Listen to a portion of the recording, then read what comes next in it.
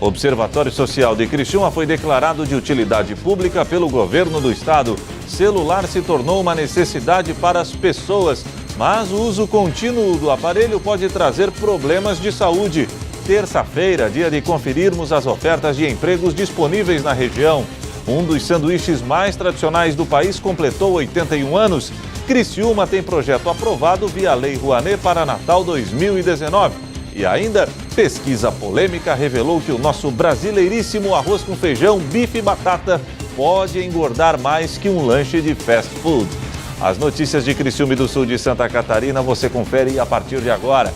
No ar pela TV Primavera, Informe Região.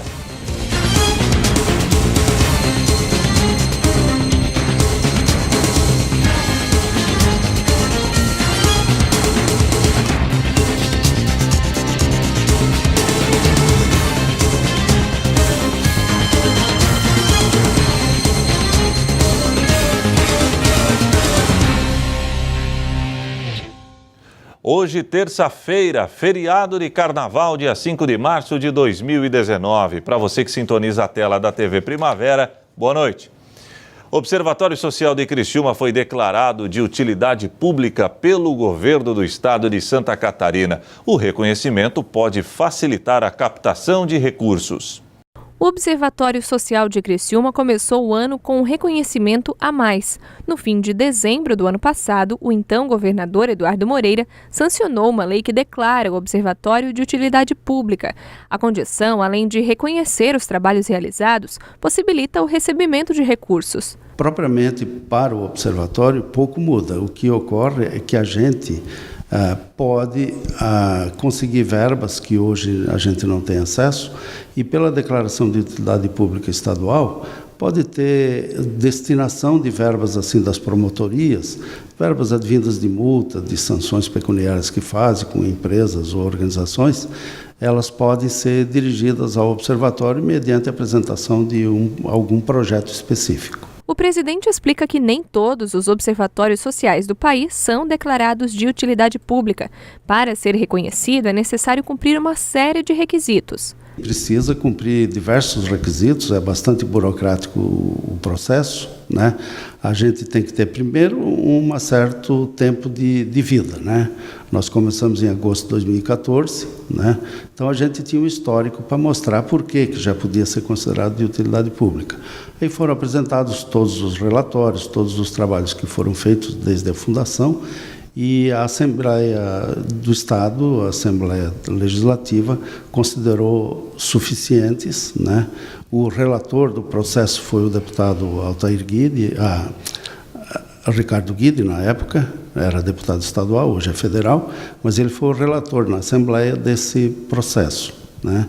E fomos aprovados por unanimidade. Aumenta o reconhecimento e aumenta também a responsabilidade.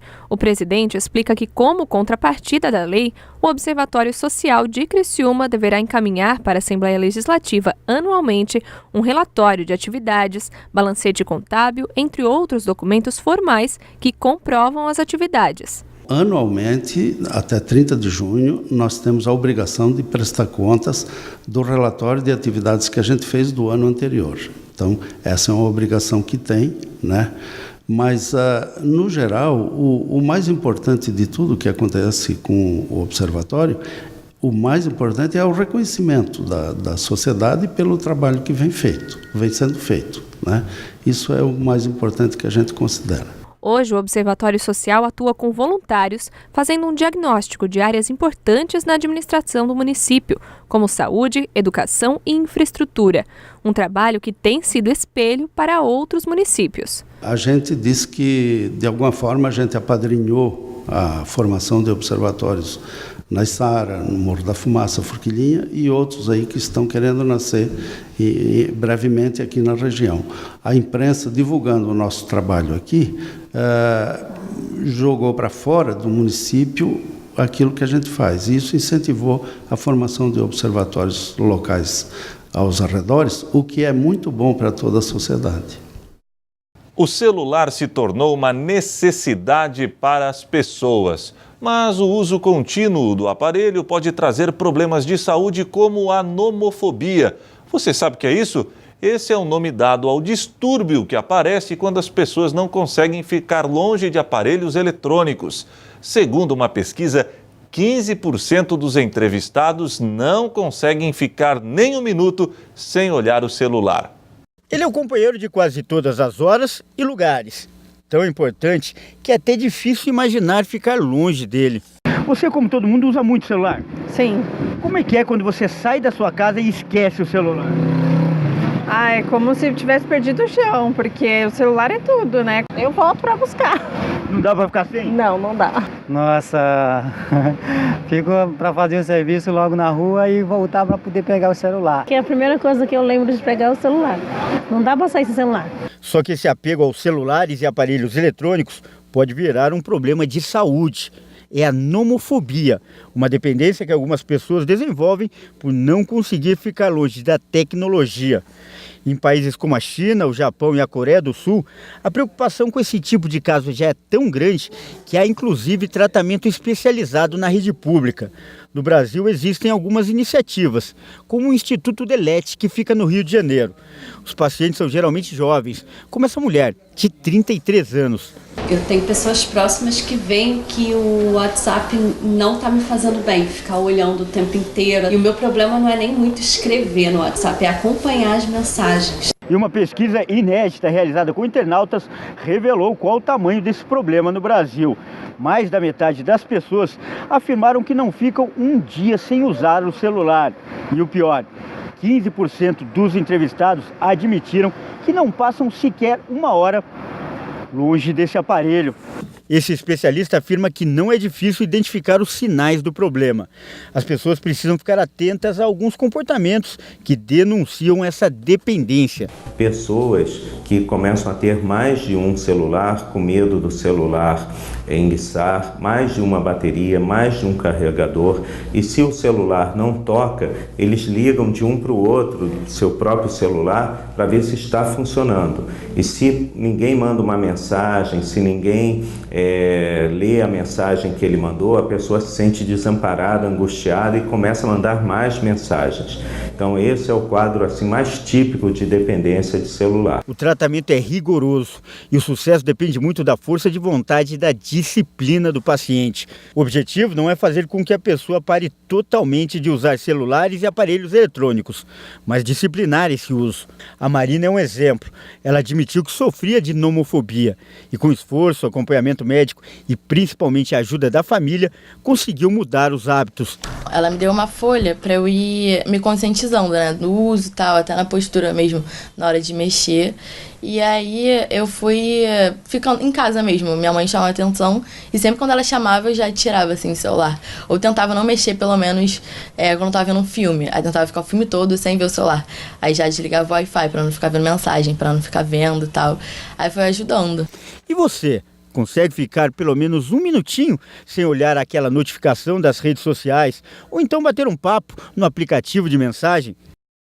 A seguir, Criciúma tem projeto aprovado via Lei Rouanet para Natal 2019.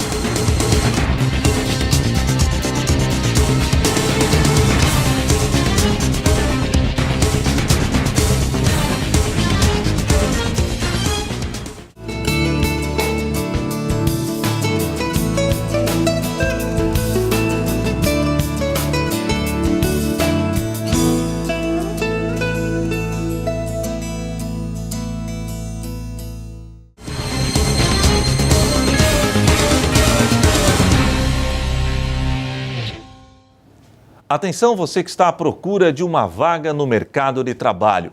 Terça-feira é dia de conferirmos as ofertas de empregos disponíveis na região. Revendedora de semijoias, operador de torno CNC, vendedor, auxiliar de dentista, auxiliar administrativo, mecânico automotivo, analista de TI, vendedor e atendimento interno, marceneiro, supervisor de obras, empreendedorismo, assistente financeiro, recepcionista, estagiário em administração e marketing, auxiliar comercial, auxiliar de expedição, jovem aprendiz, analista de atendimento, design gráfico, auxiliar de sala de aula, cozinheiro, auxiliar de produção, confeiteira, atendente de padaria, auxiliar inventário, motorista entregador, analista de abastecimento, encarregado de acabamento em confecção, auxiliar de contabilidade, analista de inteligência, operador de loja. Interessados devem buscar informações através do site da Associação Comercial e Industrial de Criciúma, ASIC, www.assicri.com.br, na aba Banco de Talentos. Um dos sanduíches mais tradicionais do país completou 81 anos. Estamos falando do Bauru. Mas como será que começou essa história? E também, como era feito o Bauru de 81 anos atrás? Quem conta pra gente é o repórter Jonathan Alcalá. Você sabe de onde surgiu o Bauru? Da Itália, será? Bauru é americano, não? Bauru é 100% brasileiro, 100% paulista e que virou paixão nacional. Quem nunca comeu um? Mas vem cá, você sabe como ele é feito? Pão, presunto, queijo e tomate. Queijo, presunto e tomate. Pão, queijo, né? Mortadela, né? Esse é o verdadeiro Bauru, o legítimo. Tem 7 fatias de rosbife, queijos derretidos no banho-maria, pepino e tomate. Nasceu nesse antigo restaurante que fica no Largo do Paissandu, no centro de São Paulo, em 1937. Há 81 anos entrou um cliente que era um estudante de direito chamado Casimiro Pinto Neto. Ele era da cidade de Bauru, então todos o conheciam como Bauru. E aí ele, assíduo frequentador, chamou o chapeiro e falou: hoje eu queria inventar um sanduíche diferente. E aí ele pediu então para que pegasse pão francês, finas fatias de rosbife, tomate, pepino em conserva e uma mistura de queijo derretido em banho-maria. Quando ele foi comer, passou um outro amigo da faculdade, o Kiko, roubou metade do sanduíche e a hora que experimentou já logo disparou: me vê um desse aqui igual do Bauru? E aí então todos voltavam querendo conhecer o sanduíche do Bauru. Aí logo já encurtou e virou Bauru. Tem até uma estátua de bronze do Casimiro no restaurante para homenagear o inventor do sanduíche. O restaurante segue a tradição no preparo e aqui só se faz o Bauru original. Aqueles outros lanches que encontramos por aí com presunto têm outro nome. Não, isso é misto quente com tomate.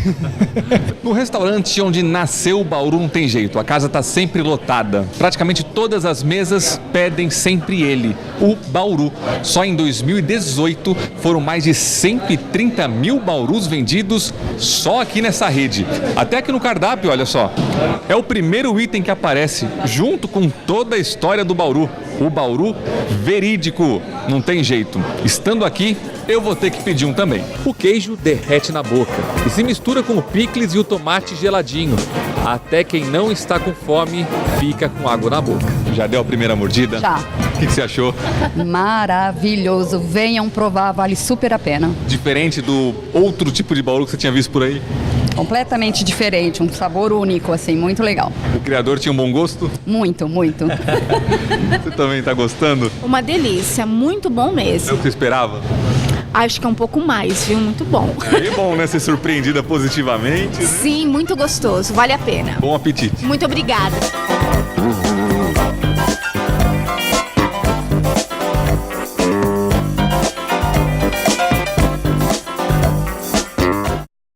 Criciúma conseguiu, via Lei Rouanet, liberação de mais de R$800 mil para o Natal da cidade. Confira na reportagem da jornalista Débora Correia. Pode parecer cedo, mas o Natal de Criciúma já começa a ser planejado. E esse ano a organização pode ganhar um reforço nos recursos. A Prefeitura de Criciúma, por meio da Diretoria de Captação de Recursos, conseguiu a aprovação de um projeto no valor de R$826 mil para a captação de recursos por meio da Lei Rouanet. É algo que o município ainda não tinha essa cultura de escrever projetos, né, dentro das leis de incentivos. E aí a gente então buscou, dentro da Lei Rouanet, uma possibilidade de escrever esse projeto. O projeto, a gente nasceu, na realidade, dividindo muitas informações, junto com a CDL mesmo, junto com a própria FCC, e aí nós chegamos num texto muito legal, com um projeto muito bem escrito, né, e aí quando você tem isso pronto, você tem na mão já uma joia rara. né? Porque o Ministério da Cultura, na realidade, quando ele faz análise de projeto, não é qualquer projeto que eles aprovam, né? Precisa ter alguns pré-requisitos que trabalham desde o sentido de envolvimento da sociedade, né? E aí, como é o caso, também pesa essa questão também da continuidade efetiva do projeto. Precisa ter uma continuidade, não pode ser um evento que aconteceu esse ano, o ano que vem não acontece. Então, essa periodicidade também do projeto conta muito. O projeto está aprovado, mas ainda não há os recursos. Isso porque os valores vêm de deduções no imposto de renda. E aí eu quero também fazer agora um parênteses para explicar um pouco mais sobre essa questão da Lei Rouanet, porque ela foi muito batida agora em épocas de eleição, de que a Lei Rouanet ela só patrocina artistas famosos, e isso acabou muitas vezes os próprios empresários ficando com descrédito de aprovar, de patrocinar esses projetos. E na realidade a Lei Rouanet ela não foi criada com esse objetivo, e ela não tem esse objetivo, ela não faz isso. A Lei Rouanet não patrocina o nosso projeto. A Lei Rouanet autoriza com que o Ministério da Fazenda faça renúncia de receita daquele imposto que o cidadão ou a empresa paga para o Ministério da Cultura e que aí, evidente, dentro daqueles projetos aprovados, é que se consegue fazer os eventos. Por isso, a mobilização agora da Prefeitura e da Câmara de Dirigentes Lojistas, a CDL, é para orientar as empresas e pessoas físicas a destinarem os valores na declaração do imposto de renda. Então, qual é o nosso papel agora? O que nós temos que fazer junto com a CDL? Mobilizar o maior número de empresas e pessoas possíveis, junto também com a Associação Sindicato de Contadores, porque nesse momento os contadores eles são essencialmente importantes, porque quando inicia agora, em março, o prazo para restituição do imposto de renda, para informação do imposto de renda, e vai até o dia 28 de abril, ali naquele momento os contadores já sabem, porque quem é que pode doar para a Lei Rouanet? Pessoa física, até 6%, desde que evidentemente você deva o imposto, né? E pessoa jurídica, aquelas que são optantes pelo lucro real. Né? Lembrando que nós temos basicamente 3 modalidades de tributação que são as mais usadas, que é o presumido, o lucro real e o simples nacional. Então, se a empresa é optante pelo simples nacional ou lucro presumido, ela não pode fazer a captação. Agora, se a empresa é optante pelo lucro real, aí sim, até 4% daquele valor devido. Esse valor, quando informado, ele já vai para uma conta específica do projeto, né, e, pela portaria da própria Lei Rouanet, ela prega que até 20%, se você já conseguiu captar do seu projeto, ele já pode ser realizável. Com a aprovação do projeto, a expectativa é de uma grande programação para esse Natal. É talvez um dos melhores natais, né, que Criciúma já teve, né, porque o envolvimento da CDL e das outras entidades também está muito forte. Né, e a nossa contribuição enquanto prefeitura nesse momento, de fato, é estar junto, né, e sempre buscando o desenvolvimento da cidade. A gente sabe também que o Natal tem todo o apelo de decoração, tem todo o apelo de iluminação e tudo mais, mas ele também traz para a cidade um desenvolvimento muito importante, que é a geração de emprego, que é a receita que entra no município. Quantas pessoas que foram e tiveram oportunidade de emprego agora nesses meses de Natal e acabaram ficando nos seus empregos? Né? Então, quanto mais nós fomentarmos, quanto mais nós também ajudarmos o nosso comércio a ser forte, mais ainda a cidade vai desenvolver. E além do Natal, o diretor de captação de recursos lembra que outros projetos também foram aprovados nesse ano via Lei Rouanet. Além do projeto de Natal, nós temos também aprovado na Lei Rouanet R$200 mil para o aniversário da cidade. Nós temos mais R$156 mil que foi aprovado também para a modernização da Biblioteca Dona Atila Borba. Nós temos também mais R$156 mil para Festas das Nações, né, e está tramitando também ainda lá, com grandes possibilidades, também um Festival de Corais, né, que é um projeto também que sempre foi motivo de muito trabalho nosso aqui, né, da cidade. Nós temos essa vocação, né, então esse também deve estar tramitando lá. E aí, depois disso, nós vamos com certeza fazer o mesmo trabalho que estamos fazendo agora também com a CDL, que é na busca de parceiros para fazer a captação desses recursos. A seguir, pesquisa polêmica revelou que o nosso brasileiríssimo arroz com feijão, bife e batata frita pode engordar mais que um lanche de fast food.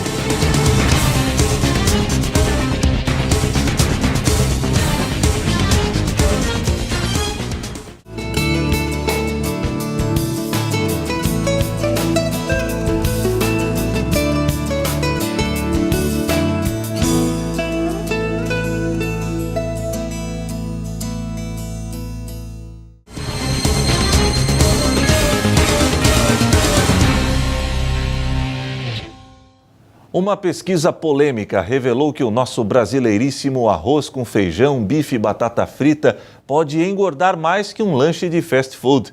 Segundo o estudo realizado em mais 5 países, 94% das refeições vendidas em restaurantes populares contêm mais calorias que o recomendado pela Organização Mundial de Saúde. É de dar água na boca. O arroz com feijão, bife e batata frita são uma delícia. Nesse restaurante aqui no centro de São Paulo são vendidos dezenas por dia. Em média de uns 70, 80 pratos no almoço, né? Tem a batata frita, o feijão e o arroz, né? Mas aí eu tenho aquele cliente que prefere um legumes cozido, uma salada. Aí a gente faz essa substituição, né? O problema é que com os acompanhamentos a mais, ele não fica assim tão saudável. Um prato deste tem mais de 1.000 calorias e pode engordar tanto quanto um lanche de qualquer rede de fast food. O que eu percebo é que o prato o almoço, o prato feito, o jantar, com certeza é mais saudável. Isso eu posso ter certeza. Agora, quanto ao número de calorias, é uma surpresa, realmente. Imagino que sim pela quantidade, né? Se você pegar a quantidade de um lanche e a quantidade de um prato desse aqui, tem muito mais quantidade de comida aqui do que num lanche. Então, automaticamente, acaba sendo mais calórico, né? Eu mesmo não sou fã de lanche, então prefiro um almoço completo. É lógico que você, às vezes, exagera um pouco na comida, né? Mas é muito bom. A pesquisa, que foi publicada num prestigiado jornal inglês, também analisou as refeições tradicionais da China, Finlândia, Índia, Gana e Estados Unidos. No Brasil, o estudo foi conduzido pelo Departamento de Clínica Médica da Faculdade de Medicina de Ribeirão Preto, da Universidade de São Paulo. E quando se trata de correr o risco da obesidade, estamos juntos. A exceção é a China, onde as refeições têm as calorias apropriadas. De acordo com a OMS, o ideal é que uma pessoa adulta consuma em média 2.000 calorias por dia. O problema é que nos restaurantes os pratos servidos e preferidos por nós brasileiros têm uma média de 1.000 calorias. Isso mostra que apenas no almoço nós consumimos quase todo o necessário para um dia. Esse prato, tradicionalmente, ele vai ter um pouquinho mais de carboidrato, vindo aqui do arroz, da batata, né? Um pouquinho mais de gordura também, que está vindo da carne. E se a gente adicionar uma salada, a gente aumenta a porção de fibras, que a fibra dá uma saciedade maior, né? E em um lanche, você vai ter também esse aporte calórico elevado, no entanto, ele tem bem menos fibras. Dados do Ministério da Saúde apontam que quase 20% da população acima de 18 anos nas capitais brasileiras é obesa. Mas apesar de ser calórico, o prato tradicional não deve ser substituído pelo lanche. Até porque o lanche não tem quase nenhum valor nutricional.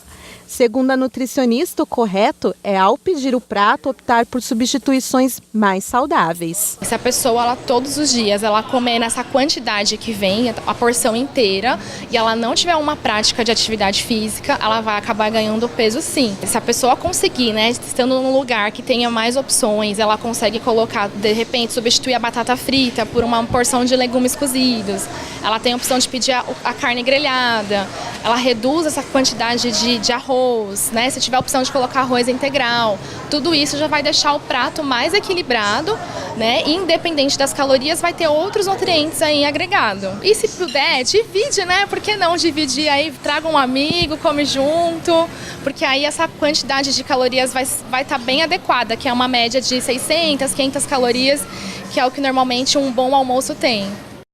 Hoje no Sala de Entrevistas vamos ouvir um pouco da história de uma cantora criciumense que leva o nome de Jesus aos aflitos através de suas canções.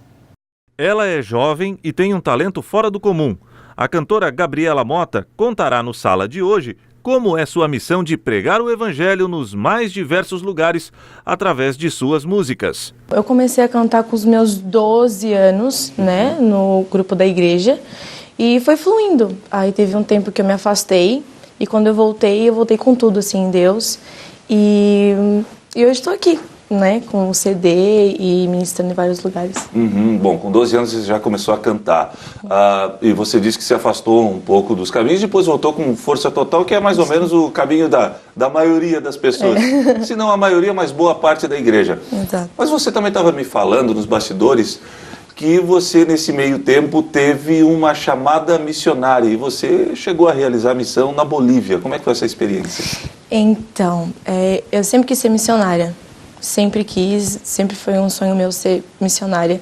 Então, eu recebi essa oportunidade, né? Me convidaram para ir e foi muito incrível, assim, que eu não tinha condições nenhuma de ir, né? Eu trabalhava, então eu não tinha como ir. E Deus foi abrindo portas e eu disse, não, vou para Bolívia. E Deus tinha me avisado que Ele iria me levar para lá já. Cheguei lá, fomos em aldeias, fomos em boates, Cracolândia e eu percebi que não era a Bolívia que precisava de mim, era eu que precisava da Bolívia. Você confere o Sala logo após o Informe Região. Acompanhe a programação da TV Primavera de Criciúma através dos canais 12 no analógico e 12.1 no digital via sistema de TV aberta. Assinantes da NET TV a cabo assistem o Sala através do canal 13. Os da GVT, canal 12. Olá, meu nome é Gabriela Mota e estarei na sala de entrevistas terça-feira às 7h30 da noite. Espero vocês.